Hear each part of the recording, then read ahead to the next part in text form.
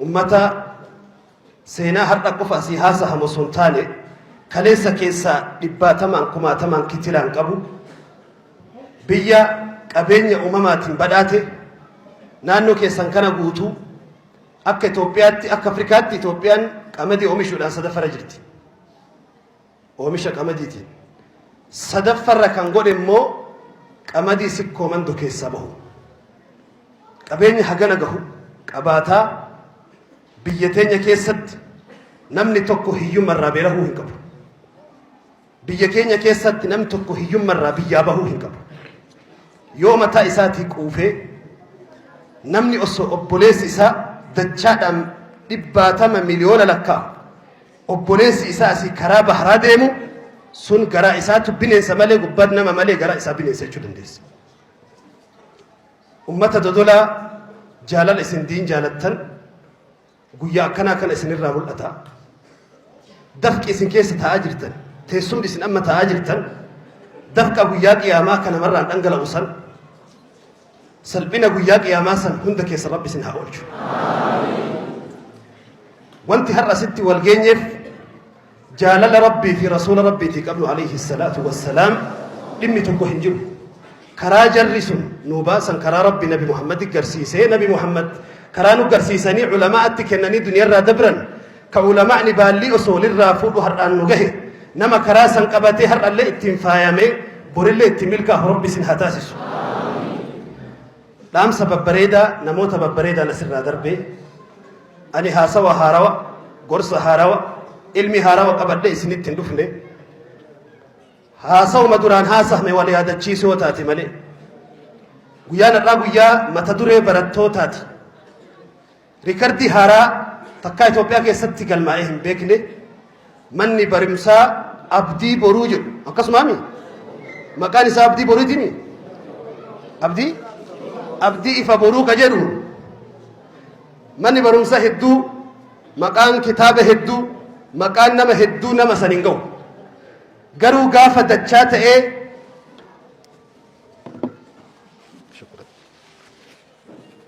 garuu gaafa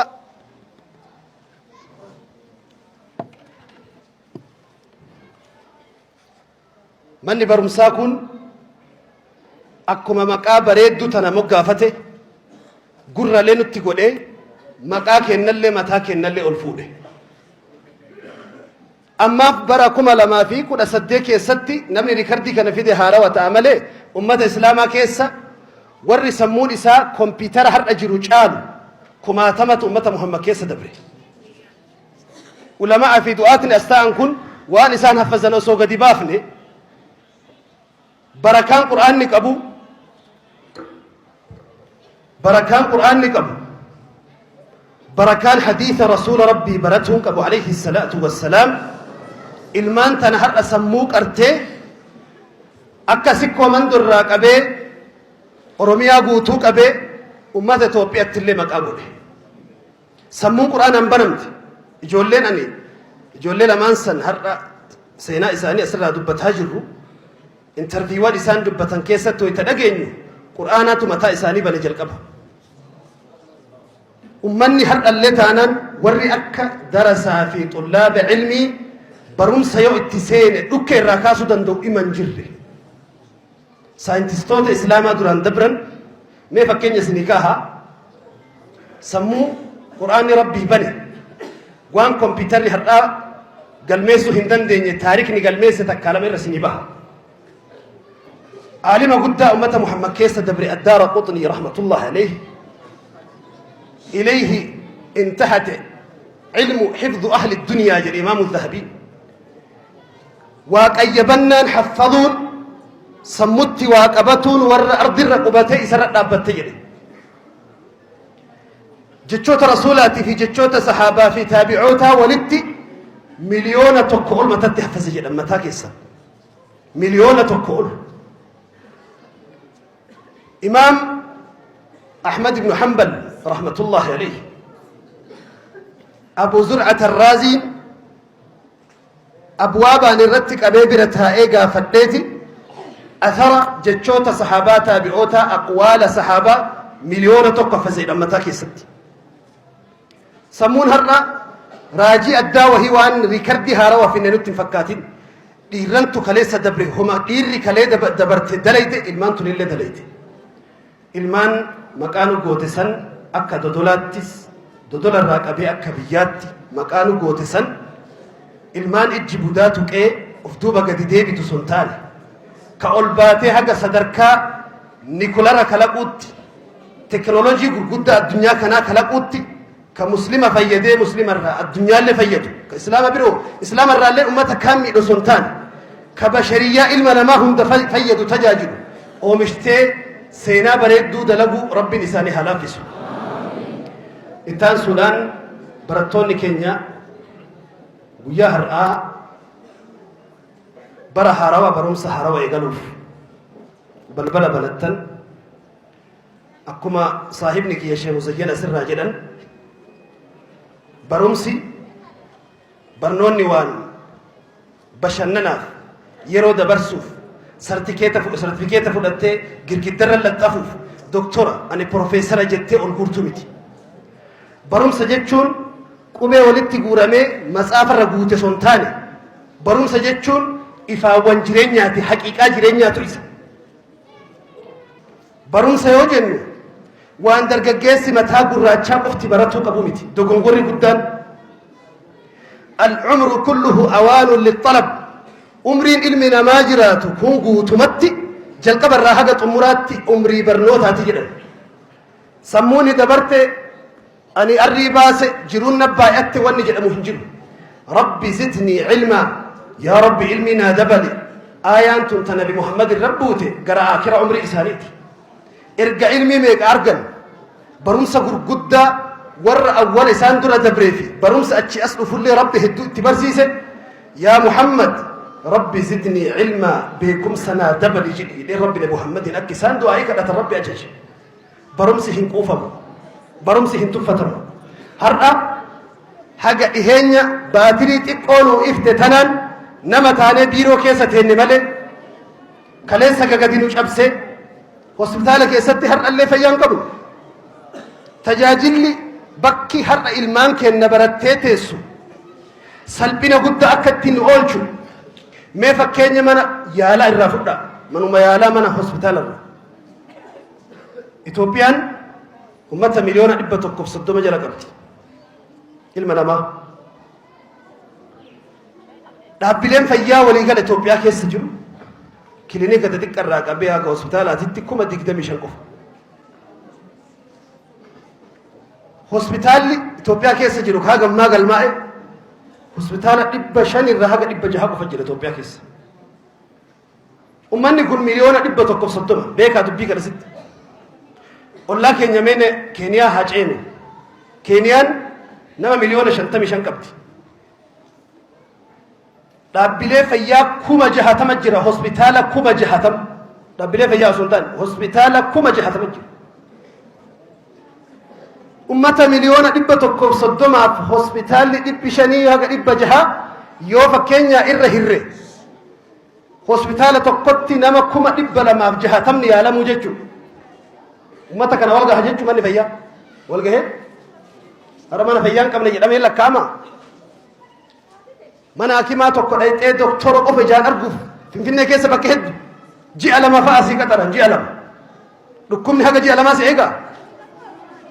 birriin haga ji'a lamaa sana achuma teessee eegi tajaajila keessa jireenya dhugaa wanni jiraachuu nu dhookke humna barate hin qabnu ka barate eessa gahe jechoota jedhu ka barate maal tahe jechoota jedhutu caccabsee duban nu deebise ummata miliyoona 130 keessaa fakkeenya hospitaala gara ummata islaamaa fudhu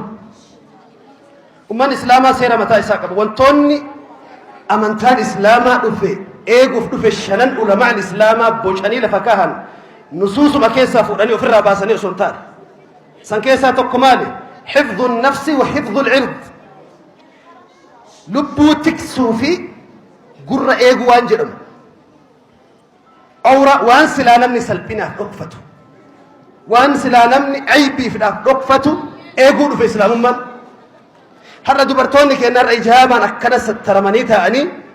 yeroo dahan immoo harka dhiiraatti wayita dahan uffata isaanii akkana sattarame kana waytu ofirraa baasanii dahan saayikoon namaa sammuun namaa akkamitti fudhata sammuun namaa baratuu dhabuu jechuun ummatan baranne baratuu dhabuu yoo jedhan humalaaftuu wahii ijoollee barumsa oltee galtu matsaafa wahii guurtee luukii guurtee walii gad deemtutti fudhanne nuti yoo asi garagalchine haqiiqaa walii himne salphina keessa jirruun agarre nuti osoo humna barate qabaanne dubartii baratte achi keessaa qabaanne dhiira barate achi keessaa ka muslimaa qabaanne silaa bakka salphinaa kanan dhaabbanne garuu rakkinni bakka salphinaa hunda nama dhaaba rakkinni namni yoo rakkate namni bishaan nyaate hoomacha qabate jedhaniimi man ghuriqa bilmaa'i yata'allaqu bilqashyati arabni namni bishaan nyaate hoomacha qabataa jedhan bakka seena dhabaaf guyyaa hijaaba uffannee galgala gaafa deemnu harka dhiiraa sanoo nama biraa biraatti deenya kuni salphina hanqina barnoota dhaburraa dhufe tokko isinii kaase galaana 70 keessa akka waan abbaa irraa maan kan isinii kenneeti beek rakkina keenya jechuudha rakkina kana hunda kan furu durallee islaamummaan gaafa qur'aanni jalqaba samirraa bu'u kitaabni haarofni oowwaan reef rabbii keenya biraa dhufe qur'aana اقرأ جتش يقول إيه قليل دبس برد وأدبافة وصون جدين درا وان جت بيك وصون تركان فتين درا بكيت جت لالا وصون جتين درا وان جتو دين أدبافة اقرأ وهم درا أدبافة جت إسلام النبرسيسي برمسي هرأة سرتيفيكيت غوراتو مجاغا فايسا ابي فنو ابابوك ابني يونيفرسيتي دايني ابي سوفينيتي جراجو برنا برنوت nama ta'uu baranna namatti qixxaahuuf baranna akka namni nama hoogganuu danda'utti nama hoogganuuf baranna akka namni gadi qabeessi bulchuu danda'utti atillee bulchuuf barachuu qabda al-yadu al-ulyaa khayrun min yadi sufla harki gubbaa harka jalaa caalti jedha rasuulli maal jechuun harki gubbaa ta kennitu harka jalaa ta fudhattu caalti jedhe kadhattuun mallaqa qofaa miti mirga kadhatuun bakka silaa dhayxee fudhatuu qabdu atuu kennuu qabdu سبب براتو أبدين نمان كتاهو أبدين مرجع كأتون اليد العليا خير من يد السفلى بكسلا هرّا دبرتي الإجابة براتو نندي سجدا أبان فني وان ورق الرنجر هيرا في سير إثيوبيا كيس جرو بوتو رنجر مرجع جدني ميديا قبتي هاسوف كراتو قتين قبل أبا برنوتا هوغانو تأي كبية هوغانو تأي مرجع تكون جرو هجاب سير بيا كيس جرو هيرا بيا كيس جرو جبا قفاف فوداني سرت فيان اتي بارلاما كيسن جرتو بيرو كيسن جرتو برا كل اسو بقت كومي ما نمما كومي قفان اسو دد اسو يما دميت وهند كيسا بقت ويتدبرتي تجلباب الراغورا لله مسجد يا رب تدعي قف بك سلا نمني دقيدايتي برچو دبو اچي اوسيتي ديبته بك نمني سينو دبو راجچو دينك ده بانك اسلاما فدا بانكين إسلاما قبين إثيوبيان قبضو كيسا بارسنتا تقوفا كيسا جدا برين إثيوبيا كيسا جو كيسا بانكيلين إسلاما ما بنامي برين إثيوبيا كيسا جرو كيسا إبرا تكا قوفا كيسا جدا تكا تقاوي قوفا سنوباتي سدد بودا شفامو ديم أكامي شفامو ديم بانكيلين إسلاما هجرا بانكي رامس بانكي جنين لكو فلوغرتني مي gaafa inni hin jirre lafa dhiinnee mirga isaa gaafataa turre gaafa baankileen kun dhufee balbalaa fi mana keenya hunda jala gahe baqannee ona goone biraa galle akkasimi har'a baankii islaamaa keessa namni islaamaa jira dhayxanii buukii qabdanii har'a mallaqa achirra galfataa jirtanii mallaqa baankiin biyyoolessaa Itoophiyaa kaa'e baankileen jiru guutuun birrii mootummaan dirqama irra godhe sayyoon guunne baatii 8 yookiin 9 booda baankileen islaamaatii fi baankileen biroollee takkaa waliin makamanii wal keessa seenanii waliin baquu takka ammoo duniyarraa dhabamuu jedhee jira mootummaan baankilee akka zamzam baankii akka hijra ji'oota qubaan lakka aman qofa qabna jechuun gaafa inni hin jirre lafa garagalchitee kadhatte hojjetaa gahaachi keessaan qabnu tajaajilne dhugaan hin tajaajilam mashaayikni keenyallee ulamaa'ni keenyallee baankii kan akka ummanni jabeesseenuu qabnu hedduun hin dhaabne sa'aatiin isaa baatii 8 jechuun torban